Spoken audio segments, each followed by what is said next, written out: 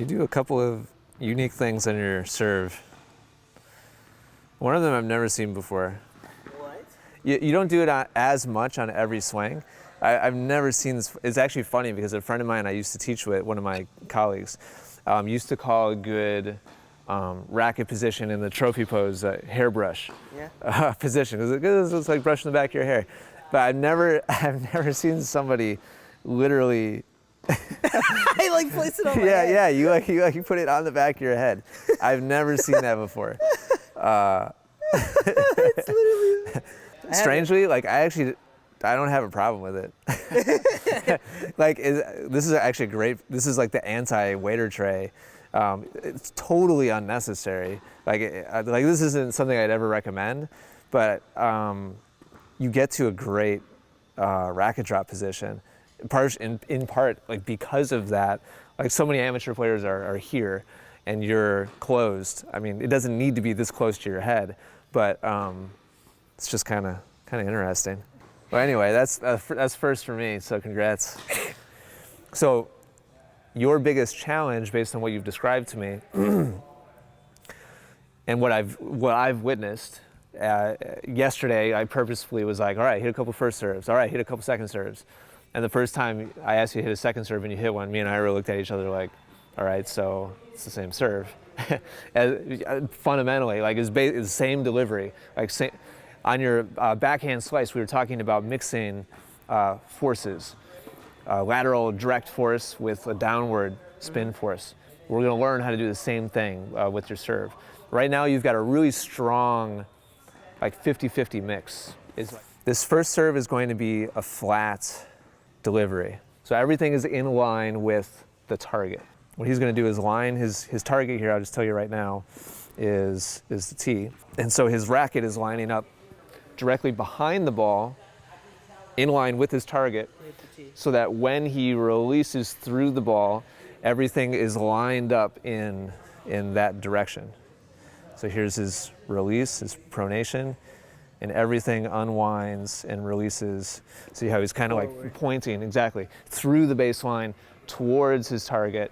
And so it's a direct strike of the ball towards his target. Oh, I nailed it. Okay, and now here's the same player from the same position.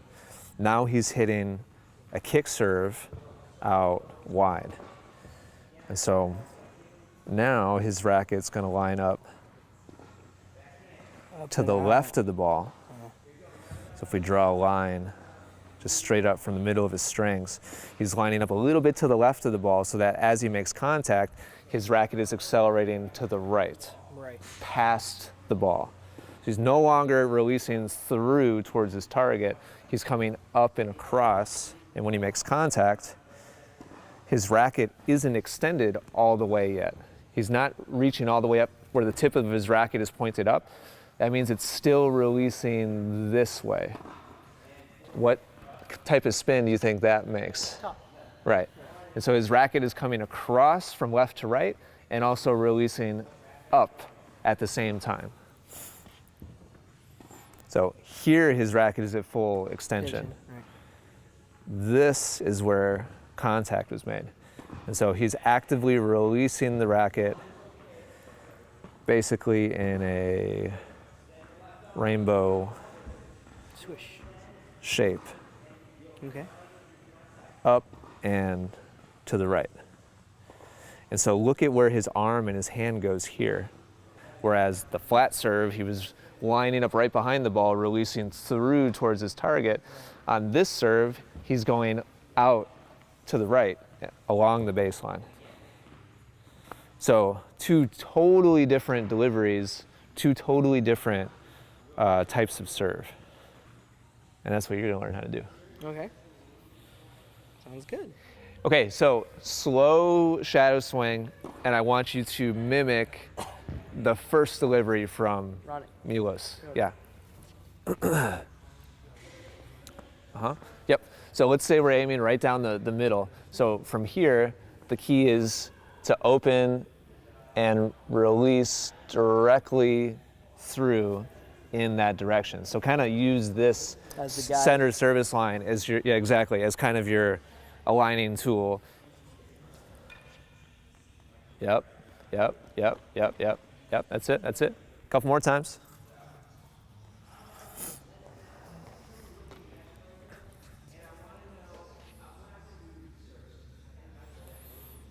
Good. Now here's the ball.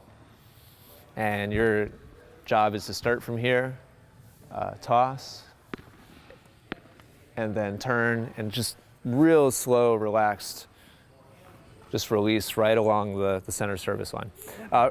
Before you toss, practice a couple arm motions at the speed that you're gonna have to use. So you'll probably wanna maybe about double the, Like here, right? yeah, probably want to about double the shadow swing speed that you've been using. Maybe a little bit faster than that. Yep, yep, yep. A couple more like that. Good. Like 2 or 3 more. Last one looks nice.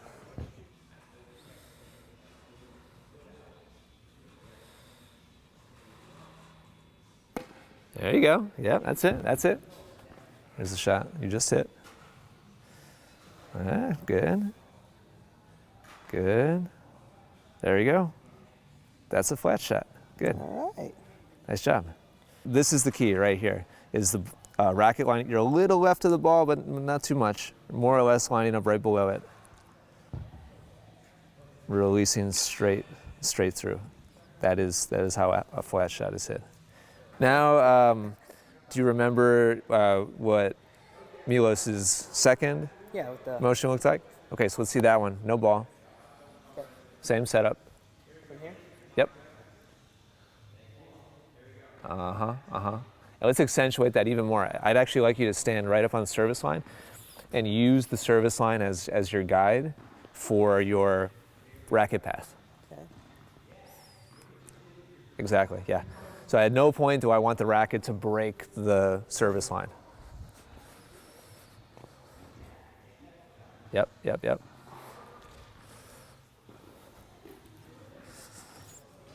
Same setup position.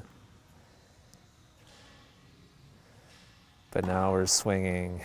No rainbow. Yeah, now we're swinging along this path. Totally different. I mean, really 90-degree. I've asked you to kind of exaggerate it. So it literally is like a 90-degree deviation from where we were swinging before. Right. So if your target is here and your swing path is here, that equals huge, huge spin. Mm-hmm. This will be interesting.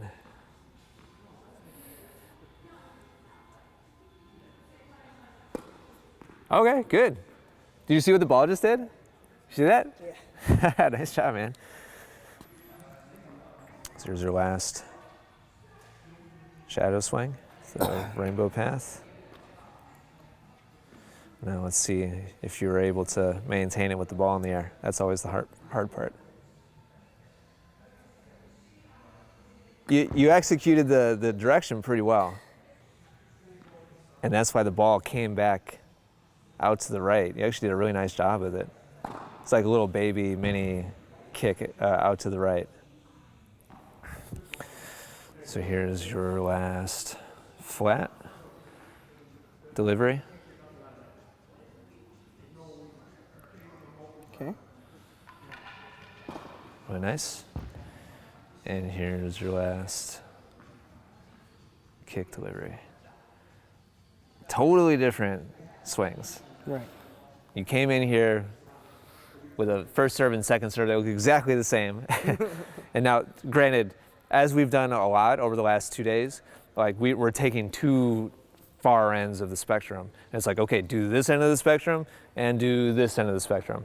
And so the point here isn't that your first serve should only be a flat, direct like delivery, and your second serve should only be a super thin cut like kick serve. We can get everything in between. This is just an exercise to get you to feel the difference. Between the two. And then you can pick like any of 1,000 variations in between. Now, after just a couple more, John, I'm going to give you 2 balls, and your objective is going to be to execute back-to-back repetitions, a flat delivery, and then a heavy spin delivery. Let me know when you feel like you're ready.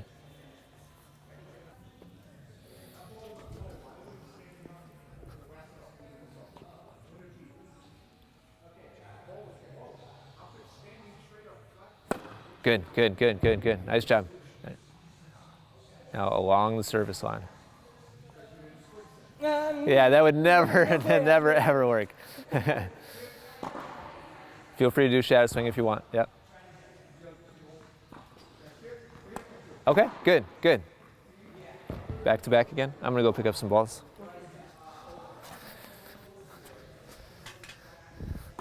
Nice, nice. That is nice and direct, really flat. Now cut past it along the service line. Yeah, good, good, good. That's it, that's it. Let's go back to no man's land. Same back-to-back sequence. Go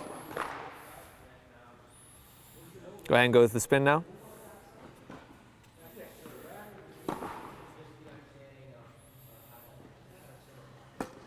Good. Pretty good difference between those. You kind of tried to juice up the flat one a little too much, I think. Oop, my bad. Here's the flat one. That's good, that's good. Nice job. Very direct. And the spin one. Nice job. All right. That's good. Definitely by Way better. Best execution back to back so far, for sure. It's about time something took you some work, some effort. Everything else the last 2 days has come too easy.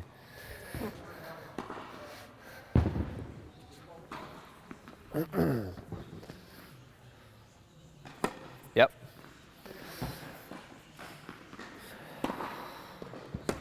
Nice job, nice job. You see that little bit of kick back out to the right? That was nice.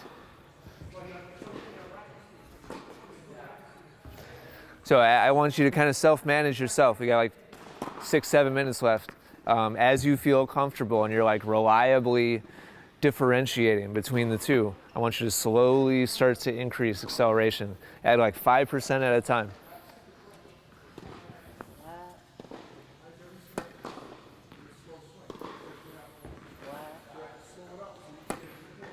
Nice.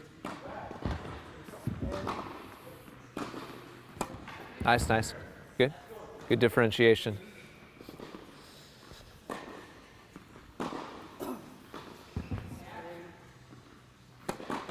Good.